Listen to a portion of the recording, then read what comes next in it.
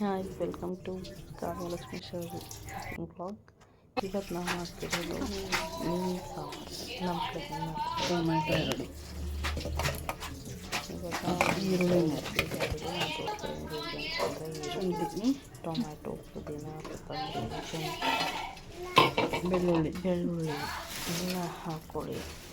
ನಂತರ ಇದು ನಮ್ಮ ಮನೆಯಲ್ಲೇ ಮಾಡ್ಕೊಂಡಿರೋಂತಹ ಸಾಂಬಾರು ಪುಡಿ, ಮಾಮೂಲಿ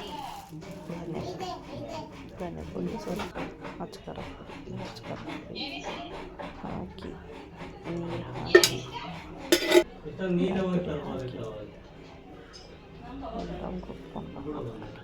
ಎಲ್ಲ ರುಬ್ಬಿ ಆದಮೇಲೆ ಇದು ಆ್ಯಕ್ಚುಲಿ ತುಂಬ ಈಸಿ ಇದೆ ಸಾಂಬಾರು ಮಾಡೋಕ್ಕೆ. ನೋಡಿ ರುಬ್ತಾ ಇದ್ದೀವಿ. ಇದು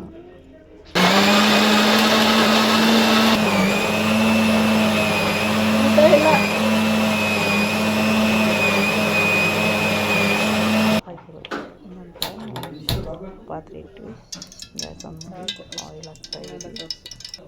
ಒಂದು 5 ಸೆಕೆಂಡ್ ಅದು ಇದಾಗಿ ಬಾಯ್ಲ್ ಆದಮೇಲೆ ಕಾದ್ಮೇಲೆ